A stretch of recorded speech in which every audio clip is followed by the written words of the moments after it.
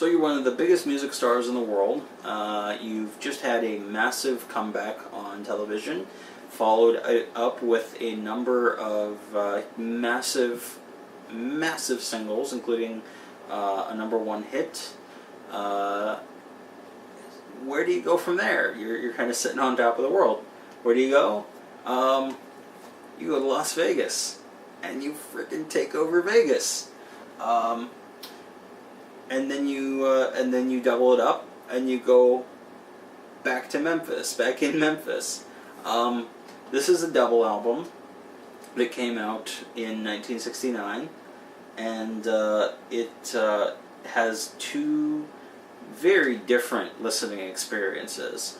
Elvis in person at the International Hotel, Las Vegas, Nevada, which later became the Las Vegas Hilton. And is now currently the Westgate in Las Vegas. Features a number of rock and roll kind of standards, quite a few of his hits. Unlike his later career, though, it doesn't start off with something like CC Rider or That's Alright Mom. It actually starts with Blue Suede Shoes and Johnny Be Good. He goes through a number of hits on his first side: All Shook Up, Are You Lonesome Tonight, Hound Dog. And then around the halfway mark, he starts flipping it back into some of his more modern stuff. He does do a version of I Can't Stop Loving You, and the old R&B song My Babe, which is the only version of My Babe by Elvis that we have, is this live version. Side 2, Mystery Train and Tiger Man, he's like melding his early career and his current career. He does a Bee Gees song, which is really weird to think about, Words. There's another song later in his career that sounds like it could have been like a predecessor to like what the Bee Gees later became known for, which is disco. Elvis actually does a disco song. We'll get to that. And then In the Ghetto, Suspicious Minds, and Can't Help Falling in Love. So it gives you kind of it gives you a good scope of what going to an Elvis show in 1969 when he first came back would have been like. And as far as the listening experience is concerned, I'm going to go out on a limb here. It's alright. I'll say this.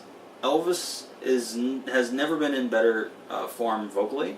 The arrangements, I appreciate, are slower than they would later become. The version of Suspicious Minds on this actually pretty well informed the single version. Not necessarily this specific recording, but the idea of it going up and then it fading down and then coming back up. Felton Jarvis actually took that and did that to the studio recording because of the way that Elvis was doing it in Vegas. And the track on this is like 7 minutes long. It's a really long version of Suspicious Minds. And it's at a pretty good tempo. He doesn't blast through it like he does later in his career. So that's appreciated, and he's actually putting in quite a bit of effort, and he's still trying to prove himself as far as Las Vegas is concerned. But it's okay. It's just never stuck out to me as a particularly memorable album. Certainly enjoyable, but I guess I just haven't found it as, I guess, wholly entertaining compared to like On Stage or Madison Square Garden or even Aloha from Hawaii. It's kind of it really is a predecessor to what those later became. It's a snapshot into what an Elvis show would have looked like, not so much an all-encompassing experience of an Elvis show. And I think that's where I take issue with it nowadays. But it's still a good listen, and but it's just okay. On the other hand, though, this album is amazing. This is,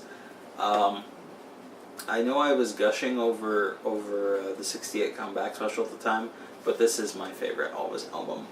and I actually can't gush too much over this one in the same way and get kind of worked up emotionally. But I will tell you, back in Memphis, I wish beyond belief that they would have split these two albums, called this one like Suspicious Minds or something, and put Suspicious Minds on it. This thing would have been bigger than From Elvis in Memphis if they had marketed it right. And that's why this is so disappointing. This is a brilliant album buried behind this. And this is great, but it kind of weakens what this is. The songs on this were from the '69 Memphis sessions as well. But if you asked, if you named some of these songs to a casual Elvis fan, they might recognize one or two of them from other artists. Like From a Jack to a King, you might recognize from somewhere else. Stranger in My Own Hometown, you might recognize as an Elvis song.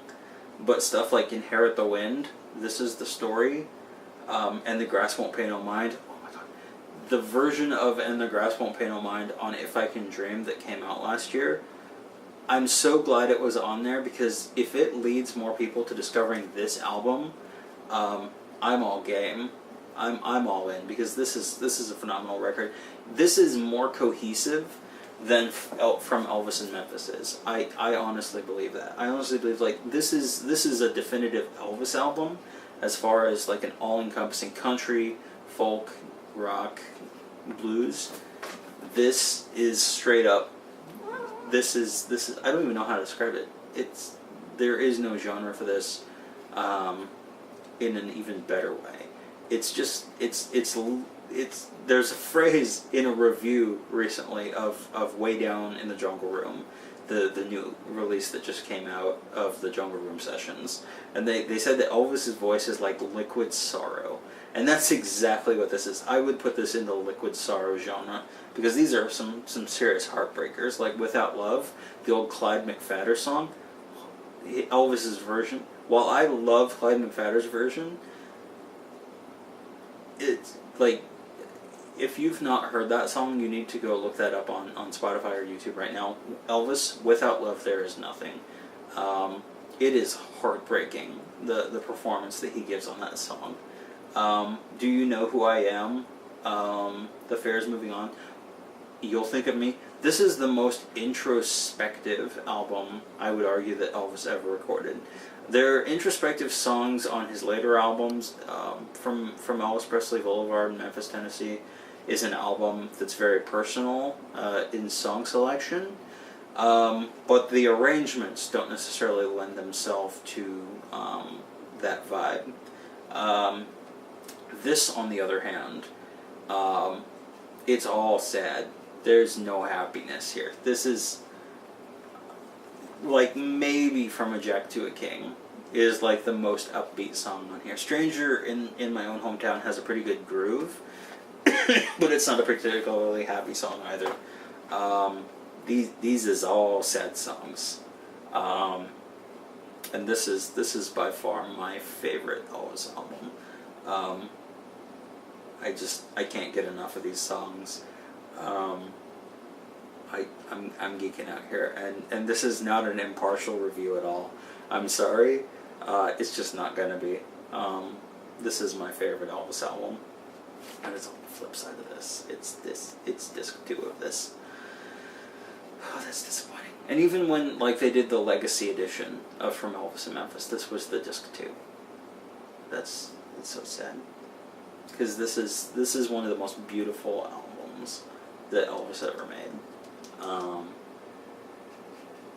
it's a shame that they didn't release this as a solo album, because this would have been amazing. But everybody wanted this. Everybody wanted a little bit of this. This is the image. This is the image. This is the man. This is the image. This is the man.